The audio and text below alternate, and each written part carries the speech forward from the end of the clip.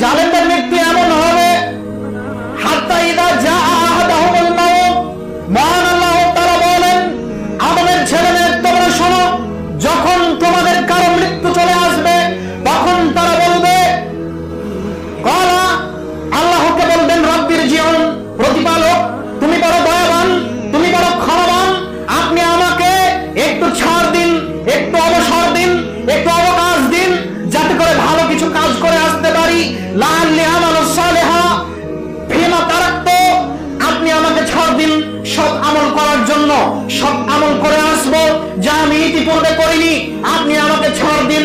আল্লাহকে বলবেন ওই সমস্ত মানুষগুলি যারা বদকার, যারা অসভ্য, যারা নোংরা, এরা আল্লাহকে বলবেন, আল্লাহ একটু ছাড় দাও না, পৃথিবীর মাটিতে কোনোদিন ভালো কাজ করিনি, পৃথিবীর মাটিতে ভালো কাজ করিনি, আপনি আমাকে একটু ছাড় দিন, ছাড় দিলে আমি ভালো কাজ করে আসবো, ভালো কাজ করে আসবো, ভালো কাজ করে আসবো, আল্লাহকে বলতে থাকবেন। তখন আল্লাহ বলবেন, কাল্লা, কখনো নহে, ওহে জালেম, কাল্লা, কখনো নহে, তোমাকে আমি ছাড় দিব না, কাল্লা, কখনো নহে, তোমাকে আমি ছাড় দিব না, তোমাকে অবকাশ দিয়েছিলাম বহুদিন, তোমাকে অবকাশ দিয়েছিলাম বহুদিন, তোমাকে ছাড় দিয়েছিলাম বহুদিন, তুমি ইতিপূর্বে কোনোদিন ভালো কাজ করনি, তুমি ইতিপূর্বে কোনোদিন ভালো কাজ করনি, কাল্লা, কখনো নয়, তোমাকে আর ছাড় দেওয়া হবে না।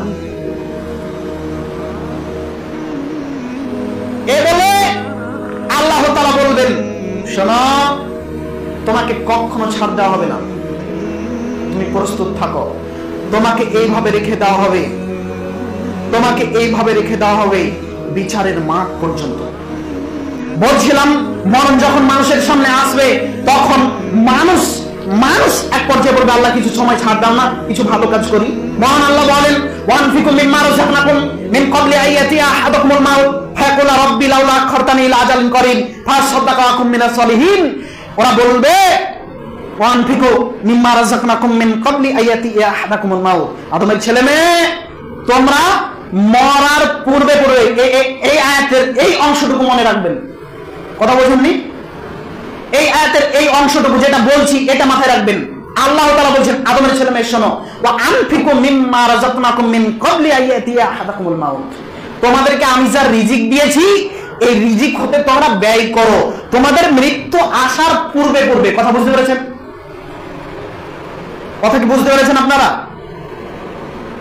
মৃত্যু আসার পূর্বে পূর্বে যে রিজিক আমি আল্লাহ দিয়েছি ও থেকে আদমের ছেলেমেয়ে তোমরা ব্যয় করো আল্লাহর রাস্তায়।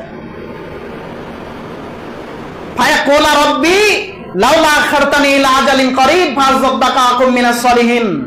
নচেত আদমের ছেলেমেয়ে যদি এই কাজ না করে তাহলে মৃত্যু যখন চলে আসবে তখন আল্লাহকে বলবে, প্রতিপালক আপনি একটু ছাড় দেন না, আপনি একটু অবকাশ দেন না, আমি যাই পৃথিবীতে, গেলেই আমি সৎকর্ম করব, গেলেই আমি দান সাদকা করব, গেলে আমি আপনার রাস্তায় দান করে করে করে করে করে করে যারা সৎ খরচ ছিল ওদের অন্তর্ভুক্ত হয়ে যাবো, দলভুক্ত হয়ে যাবো। কথা বুঝতে পারেননি? একটু ছাড় দেন, যাই, গেলেই আমরা কাজ পূর্ণ করে দেব। অন্যত্র আল্লাহ তাআলা বলছেন, কাল্লা, কখনো নয়, তোমাদেরকে ছাড় দেওয়া হবে না, তোমরা যেটা বলছো সেটা কথার কথা মাত্র। এই পৃথিবীতে আসলো, আসার সাথে সাথে কি সব কর্ম সম্পাদন করা সম্ভব? জি না। তাহলে ওরা কিভাবে বলছেন কথার কথা? আমরা কথার কথা বলি না, একটু সময় পেলে ডেট চেঞ্জ করে দেব।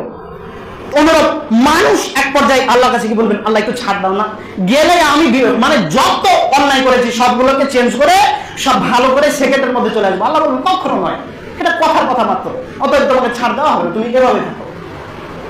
কথা কি বুঝতে পারলেন? মানুষ আসতে চাইবে কিন্তু আল্লাহ তাআলা আসতে দিবেন না।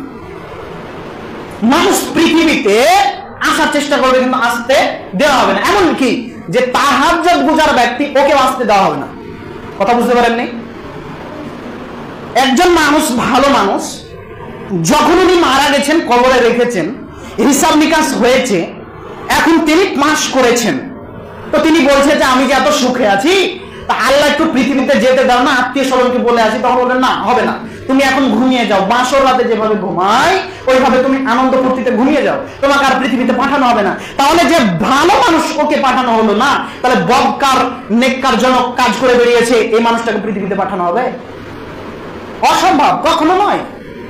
সম্মানিত উপস্থিতি, বলছিলাম মরণ, জালেমদের মরণ খুবই ভয়াবহ।